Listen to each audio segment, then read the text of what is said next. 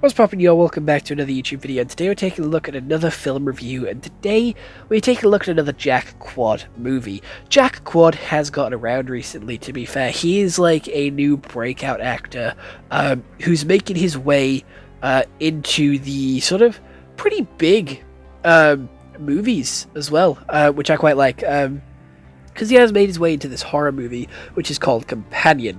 The other Jack Quad stuff that we have taken a look at on the channel is My Adventures with Superman, Novocaine, and also The Boys. But we're taking a look at Companion today, which is another sort of android horror movie, very thriller comedy movie, which I think takes a different approach to it, which I do quite like. And I like the uniqueness that this movie does have, which stands out very well. So, without any further delay, I think it's time that we head over to what Google has to say about this movie. So, Companion is a 2024-2025 movie, which is a thriller sci-fi, which is 1 hour and 37 minutes, has a 7 out of 10 on IMDb, a 94% on Rotten Tomatoes, and a 4 out of 5 on Amazon. You can watch this on Amazon, Sky Store, Google Play, or YouTube. A weekend getaway at a remote cabin turns to chaos when it's revealed that one of the guests, a super servant android built for human companionship, has gone haywire. So how the story opens up is Jack and his girlfriend are in their self-driving car, and they go like 10 miles into the middle of nowhere to find this lake house. They get there, they have a good meal. We have a guy, three guys, one girl, and then Jack Quad and his girl. And Jack's like, oh, let's have a party, let's have a good time. No one hates you, just being overdramatic. You're going to be fine, you're going to be okay. He does fuck the robot, and then they wake up the next morning. He has a hangover, and he sends her down to the lake, and she kills the owner of the house. So they shut her down. She finds out that she's a robot. She goes absolutely insane. She kills one of the guys, runs away. So then they take his robot boyfriend and make him go after her. He brings her back, and then he kills the girl. So Jack's there on his own with two robots, and he has a dinner set out for them. He tries to trick the people that are coming to take the robot away, and then he has to kill them because obviously she records everything because she's a robot. It's like a policy, and it's like a sort of safeguarding thing that they have. So then she saves the guy from the other robot, and then she gets given full access to her body to do whatever the fuck she wants. And then she kills Jack Quad. And then she goes to live her own life. And that's how the movie ends. I'm going to be honest. Fucking insane movie. I went into this movie already knowing that she was a robot. But the way this movie starts does make you feel like a little bit like she isn't a robot. But then you know she is. So it does kind of feel very strange. If you don't know anything about this movie going into it, then you're going to be very surprised that she is a robot, because they set it up to be this big like plot twist, this big shock to the audience and to the viewers. But again, the way they market this movie with the trailers, the posters, and everything else, it's quite obvious that she's a robot. So it doesn't really make sense to have her like have this sort of realization. It helps for the character development of her, but it just feels like they tried to play up for a shock factor, which doesn't make sense. And all these sort of little different things start to make sense when it is revealed that she is a robot, with the girl being like, oh, it's not that I don't like you, I don't like the idea of you because it shows me how replaceable you are. And obviously you're going to think that when there's a robot here who can be a robot girlfriend, you are going to feel like you're replaceable. The only shock thing to me was the other dude that was there was a robot. Like, he had a robot boyfriend. That I didn't expect them to be a second robot here. Because I was like, oh, there's like one robot, so we're like, why is no one questioning like the fact that she's a robot? Like, why is no one uncomfortable by this? Is this strange? Is this not strange to anybody? The fact that we have like a robot here, and then it's like, no, it's commonplace because we're quite far into the future with self-driving cars and robot people. So it sets up the world quite well to be quite futuristic, but still have like the basic human needs of like greed here, because again, Jack Quad's character in this movie is quite a selfish character. He does everything to sort of get extra money. He thinks that the universe owes him stuff.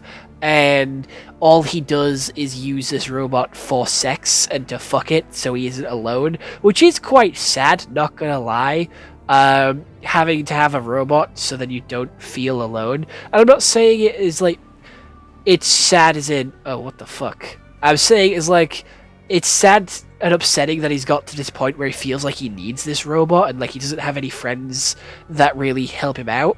But then again, it is the future, so it is kind of seem just normal, which I just don't know. I feel a little bit conflicted whether this is like acceptable or not, because it does feel like us as a society in like real life, not in the movie, is getting to that point where we are having robot servants and robot boyfriends and girlfriends that will be in our house within the next 10 years. Like with the new Tesla robot and with Kai Cenat like showing it off in his live streams, I do feel like that technology is getting better and we will have robots like this within the next 10, maybe 20 years at max. Like my prediction is that we're going to have robots within the next like 10, 20 years. And that's quite a scary fact because we have all these sort of horror movies with robots and stuff. But this one takes it in a little bit different direction because it shows you it from the view of the robot and it gives you like a little bit more sympathy towards the robot. So it is like you feel bad for it 'cause, like obviously it's been taken advantage of, it has been treated really shit, and again it gives more human emotion to the robot, which we don't normally get to see with these sort of movies. Like with these movies it's the lack of human emotion that the robot has, which like makes us turn on the robot. But this does a really good job at giving the robot some like human like features and emotions, so that we do care for it and we do want it to succeed and we do want it to win, because like obviously these people are really shitty and sort of willing to kill each other just for a little bit of money, and they do think that the people that they are killing are bad people, but that's still not the point.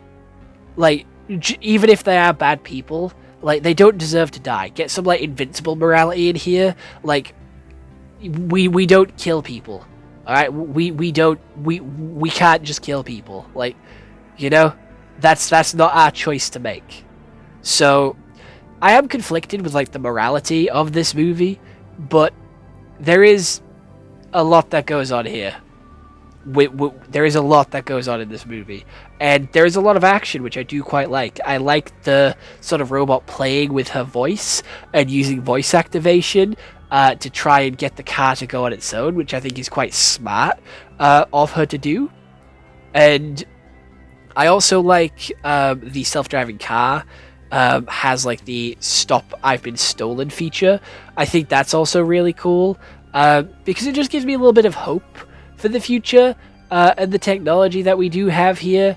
I think it is a little bit better for us to have this sort of style of sort of security here.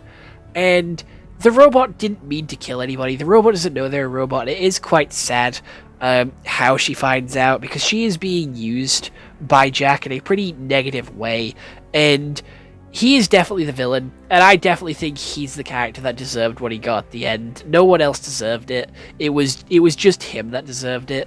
And I was really surprised by this movie, because normally with these robot movies, they're all very similar. They're all quite the same with the story. It's like, oh, evil robot, it like takes over because it realizes humanity is the issue, humanity is the problem, so we're gonna sort of take him out here. But this time it's the humans using the robots and taking advantage of the robots, so then the robots have to try and survive and defend themselves. And it's a completely different take on the robot story, which I am quite happy with and surprised that we haven't really seen before. But again, with the rise of AI and with the rise of technology, these big tech companies are going to want to sort of show stories from the robots' perspective, so then we as humans aren't scared of them or aren't as fearful for them when they do come into our lives, because they're going to want us to buy them. No matter how much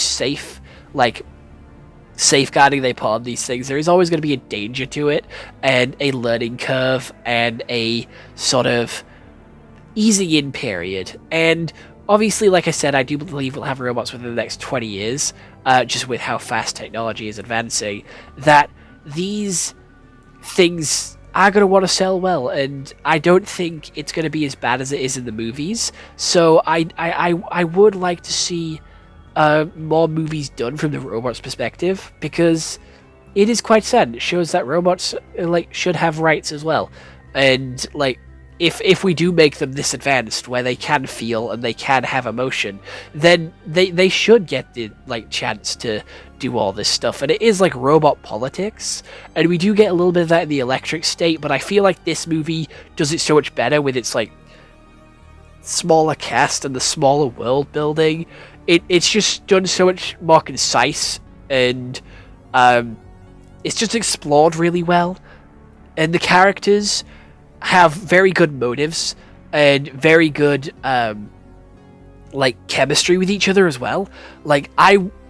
If I didn't already know that she was a robot from the trailers, I wouldn't have suspected that she was a robot. And I liked how they tried to tease it a little bit, but I feel like they ruined the surprise with the teasers and with the posters and with the trailers. And you kind of have to do that, so then people will want to come and see your movie, so then they'll know what it's about. And it's like the new modern way of doing trailers, where they give quite a lot of the movie away, so then people will still want to come and watch it, and will want to come and see it, because of the new way of COVID ruined cinemas. So it does upset me a little bit how this movie was kind of spoiled by the writers and the directors themselves. So I kind of feel like this movie shot the surprise factor in the foot, but I still thought it was a good movie. It's one of the better sort of Android movies that I have watched recently, so I'm excited to see my standards absolutely drop straight back into the ground when I see Megan 2.0, but this movie's a pretty good one, and one that I do recommend you go check out for yourself. I think it is a solid 9 out of 10 movie. So other than that, I hope you all enjoyed. I'll see you all next one. Hope you all have an excellent day, and goodbye. Stay home and stay safe.